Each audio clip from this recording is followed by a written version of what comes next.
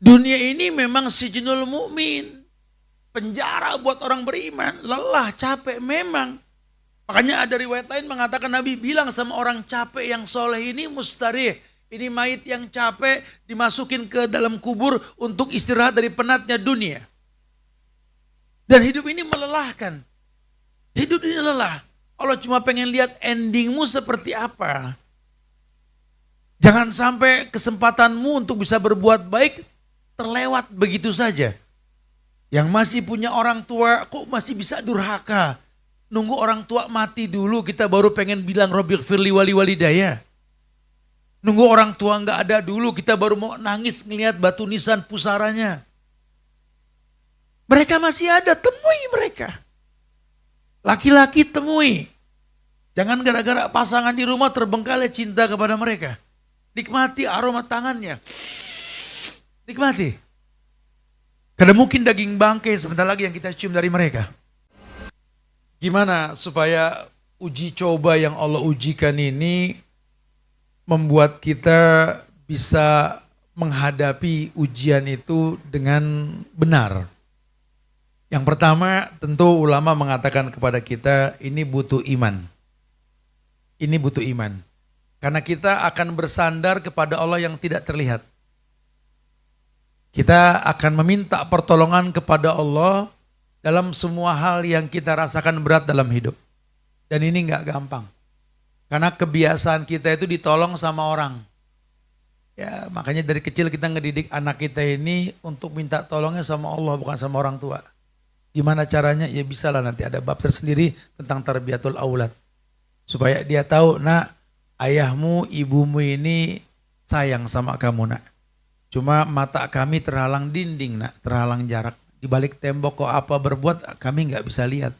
Telinga sama, tangan, kaki pun sama, nak, ya. Tapi ingat, nak, kau diciptakan oleh Allah, dititipkan kepada kami Allah yang maha mengetahui, nak. Masya Allah.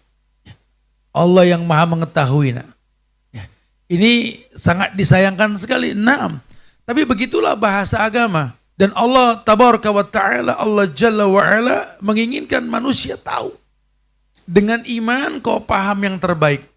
Dengan iman kau mengerti bahwa Allah menginginkan yang terbaik untukmu. Tolong iman dibagusin. Kemudian yang kedua, kata ulama, untuk uji coba yang diujikan sama Allah ini kita bisa tetap istiqomah di atas kemanusiaan kita yang tercipta untuk beribadah, tolong jangan kendor dalam beramal soleh. Jadi orang yang Al-Qais, Kaisha, nama anak perempuan Kaisha, Al-Qais, orang yang beruntung. Siapa orang yang beruntung? Mandana nafsahu wa amila lima ba'dal maut. Orang yang menekan syahwat dunia dan beramal untuk urusan akhirat. Ya, ini satu bukti di depan kita Road to Jannah itu ada pelelangan motor kemarin. Ya, saya bilang sama teman-teman biker, bro, kita kalah bro sama temen nih yang meletakkan motor untuk dilelang.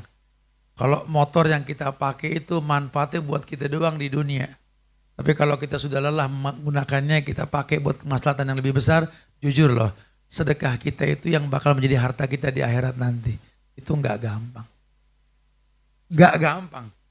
Meletakkan dunia untuk Allah itu bukan hal yang gampang. Dan mungkin nanti banyak hal lainnya.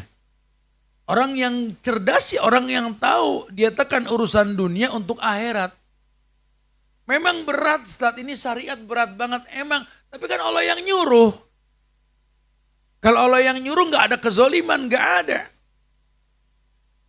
Banyak orang komplain dengan takdir. Akhirnya Tuhan yang disalahkan. Kemudian merasa bisa mengatur Tuhan dengan bahasa gampang tadi. Aku sudah berumah tangga dengan orang berilmu, tinggal surganya doang. Aku sudah punya anak yang berilmu, tinggal surganya doang. Aku juga anak orang yang berilmu, tinggal ngikut ke surga bareng ayah. Hei. Enggak ke sana agama. Allah butuh amal soleh. Dan setiap amal soleh itu memproteksi diri orang yang melakukannya. Karena di Islam, setiap ritual dalam agama ini menjanjikan manfaat. Amal soleh itu amal yang baik, amal yang benar. Yang kalau si pelakunya melakukannya, kata Allah, fa innahu lahu. Itu untuknya. Kullu amal ibni Adam lahu. Kumpulmu hari ini ngaji, sholat zuhurmu nanti, atau mungkin sedekahmu, silaturahmimu untukmu. Kamu yang bakal merasakan betapa nikmatnya bangun pagi, olahraga, kumpul di kala dengan teman-teman Rotu Jannah kita belajar. Kamu yang bakal tahu nikmatnya hidup. Wallahi demi Allah nggak ada kelelahan. Kalau hitungan matematik pasti lelah lah. Aktivitas selesai jam 9:30 malam. Berbenah diri nggak berasa jam 11:30 sudah. Jam 12 istirahat.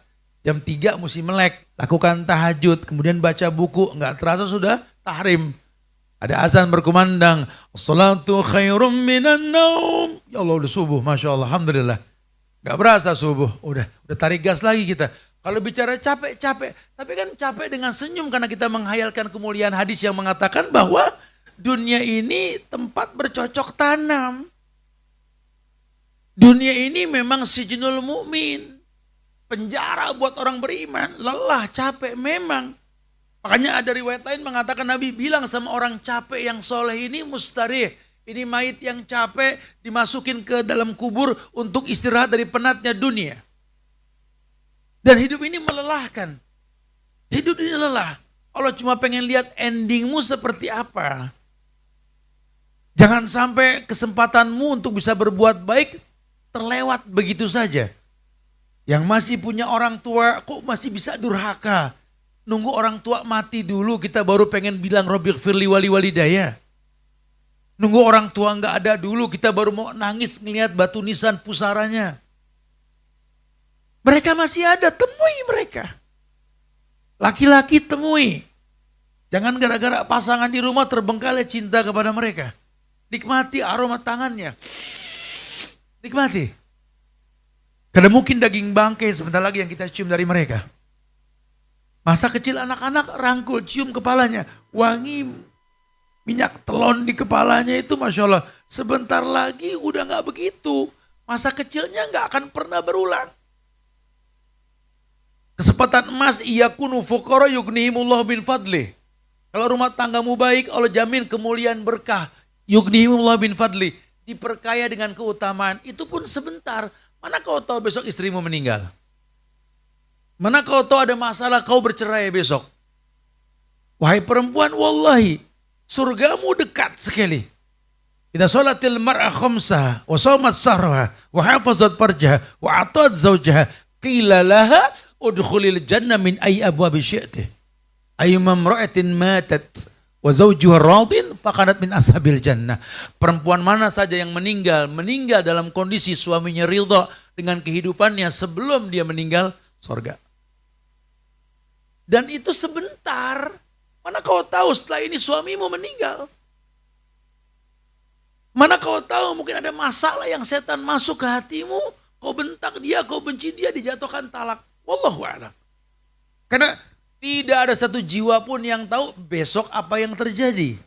Ujian-ujian ini yang kita rasa pada hari ini atau esok hari pernah terjadi. Makanya Allah bilang di Quran bahwa yang namanya ujian, ya kalau kita lihat para nabi, wa kullan naqussu 'alaika min ambai rasul ma nusabita bihi fu'adak. Allah berikan kisah-kisah para nabi dan rasul supaya jadi ukuran.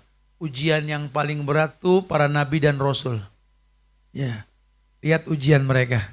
Ujian anak tadi, ujian istri, ujian suami, ujian keluarga, masyarakat. Ya, simpulkan bahwa ternyata orang soleh itu rentan dengan cibiran. Musuh di depan bisa kita tangkis, di belakang kita bisa nengok. Tapi kalau dari dalam agak susah kita nangkisnya. Kita cuma punya Allah. Ya, makanya kalau makin gede nih ujian, tolong jangan jauh dari Allah. Kalau perlu jadikan sebagai parapin di mana kita bisa khusyuk dalam menjalani setiap ibadah yang kita gugurkan. Karena ujian yang Allah ujikan, pengen Allah bikin kita nih khusyuk. Antakhsha'a qulubuhum lidzikrillah. Allah pengen hatinya khusyuk karena mengingat Allah. Karena dia tahu ya Allah, Allah bilang nggak mungkin uji manusia di luar batas kemampuan. Tapi ini berat. Ternyata betul kata Nabi, kadang diam itu adalah ibadah. Diam deh. Ngomong salah, nggak ngomong salah. Komplain malah sama dengan yang dikomplain. Nggak komplain pun dihujat. Udah diam. Yakin Allah nggak mungkin zalim. Karena ujian ini kayak badai. Badai yang pasti berlalu. Bekasnya ada, bekas badai. Ya. Tapi lihat, nggak ada kerusakan pada orang yang terkena badai tersebut. Itulah kehidupan. Itulah kehidupan. Kalau ciptakan ada kayu pinus di pinggir jurang, itu nggak main-main loh. Ya, kalau kayu pinus saja yang bukan manusia bisa bertahan dari badai, kenapa kita manusia nggak yakin Allah pasti bersama kita ketika kita menghadapi badai? Kayu pinus itu akarnya susah mencari air loh. Karena tebing itu jauh dari jurang yang ada airnya. Tapi lihat, buat Allah nggak ada yang nggak mungkin hidup itu. Angin yang kencang, puting beliung, belum hawa dingin, panas, malah membuat karakter batang menjadi unik. Kenapa? Karena memang begitulah cara Allah. Dan Allah sudah katakan di awal tadi, aku haramkan kezoliman. Hari gini, kita hidup di zaman dunia maya yang ancaman itu semuanya sosialita, sosial media. Kita bukan lagi hidup di zaman yang kalau musuh tuh kelihatan. Lu kenapa bro tegang banget? Nih itulah ada 4 orang lagi nungguin gue pengen ngajak berantem bro. Musuhnya kelihatan dulu. Terus gimana? Gue keluar gue pengen hadepin nih. Cowok gitu. Ya ribut. Kalau anak sekarang kan enggak cowok. Pucet di pojokan pertak. Tangan digituin aja gitu. Lu ngapain tangan dingin? Pucet amat. Lu lagi diancem. Mau dibunuh. Sama siapa? Tuh di WA. Di WA. Musuhnya kagak ada di WA. Dulu saya pernah ngomel. Ada orang perempuan modal dikasih sekuntum bunga bisa jatuh cinta. Yaelah, cintanya cuma sebatas sekuntum bunga. Itu pun boleh ngambil di kebun orang. Saya pikir udah hina banget dah. Ya. Sekarang lebih hina lagi, ada anak gadis jatuh cinta cuma dapat emot kembang. Subhanallah. Ya Allah ya Karim. Ini sosial media membuat kita jadi generasi kerdil ini betul-betul. Ya. Takut sama yang gak kelihatan, seneng sama sesuatu yang gak jelas. Tuh. Ya. Kenapa? Makin tipisnya iman. Jadi kan kita senyum nih. Kan kajian kita sudah dari 18 tahun yang lalu loh di dakwah ini gak main-main yang saya lakukan ya. Itu Nabi dulu pernah bilang, kata Nabi orang Islam nanti, dulu saya gak tapi yakin. Tapi kenyataan sudah mulai. Orang Islam tuh gusa isail. Lama-lama nih kayak buih di lautan. Kelihatannya berbentuk karang cuma ringan, cuma buih, cuma busa. Kelihatannya aja berpenampilan Islam. Apalagi hari gini penampilan Islam kan gampang untuk dilakukan ya. Saya tanya sama ibu saya, mah kenapa sih orang dulu baik yang gak pakai kerudung. Kalaupun pakai gak syar'i kerudungnya mah. Kayak simbatan Ancol saya bilang begitu. Ya orang mau ngelayat. Ya Han. Orang dulu mau beli kerudung juga mesti berhenti dulu di Bayoran naik oplet ke Tanah Abang. Itu pun 1-2 yang dagang kerudung. Lagi kagak ada kerudung panjang kayak sekarang gini, nggak ada dulu. Dulu begitu. Sekarang semua jual kerudung. Gampang banget orang beli kerudung gitu kan. Artinya sekarang hidup di zaman yang serba gampang gitu loh. Cuma kadang-kadang karena kegampangan itu membuat kita menjadi ringan. Ya. Kan dulu kita hidup di zaman kompor pakai sumbu yang dibetot diisi minyak tanah. Hari gini orang stek keluar api, bahkan listrik pun aja di kompor. Nggak tanggung-tanggung, pulsa pun bisa masak jadi online gitu ya. Tapi kan lihat generasi sekarang bisa nangis karena merasa nggak bisa makan pagi. Kamu kenapa sayang? Belum makan pagi. Nah, terus emang nggak ada yang dimasak? Ya pulsa mau beli online. Gak bisa sarapan online nangis. Tapi kalau berdoa pengen masuk surga bareng Aisyah. Aisyah mana? Aisyah Poncol. Subhanallah. Nafsu ini orang Kalau berdoa pengen dapat ulama, dapat hafiz Quran. Ya, jangan paksa Tuhan berbuat zolim. Tuhan gak bakal kasih orang yang gak baik ke orang baik, gak bakal. Jangan paksa Tuhan berbuat yang enggak dan gak mungkin terjadi itu. Karena Allah sudah janji orang baik buat orang baik. Kamu nggak baik jangan ngayal dapat orang baik. Jadi orang baik dulu baru minta sama Allah, kan begitu bahasanya.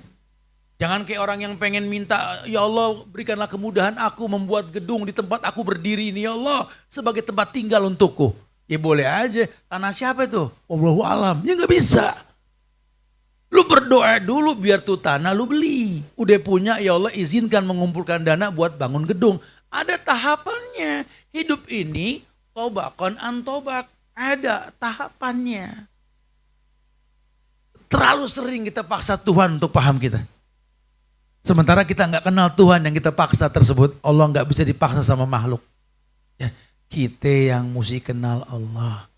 Makanya uji coba yang Allah ujikan kepada manusia itu wa kullan naqussu 'alaika min amba'i rasul ma nusabbita bihi fu'adak. Kami telah jadikan kisah-kisah dalam Quran pelajaran buat kalian. Tidak ada orang rusak karena ujian. Tidak ada orang rusak karena ujian, apalagi hari gini. Wow, dahsyat, ujian dahsyat. Bahkan banyak penipuan sosial media kan. Ada AI, ada tulisan yang direkayasa, ada yang diedit ini itu, wow. Ya bahkan polisi saja kalau kita kasih bukti nih, ada bukti dia ngaku bahwa dia berbuat salah depan saya, tetap nggak diterima. Karena sosial media ini nggak main-main ya. Apalagi kalau cuma sekedar ancaman-ancaman yang tidak jelas, udahlah kembalikan semua ke Allah. Katakan dengan tegas, inna lillahi wa inna ilaihi rajiun. Katakan kalau sudah mentok, la haula wa la quwata illa billah. Katakan hasbunallah wa ni'mal wakil, ni'mal maula wa ni'man nasir. Katakan hasbiyallahu la ilaha illa huwa rabbul arsil azim. Minta sama Allah. Rabb yang menjaga arasnya. Kita ini cuma habaan mansurah, debu yang berterbangan. Jangan takut dengan ujian. Kelasnya seseorang dari ujian yang diujikan. Oh Allah berikan kebaikan. Kebaikan yang bakal kita dapat tergantung ujian kita pada hari ini.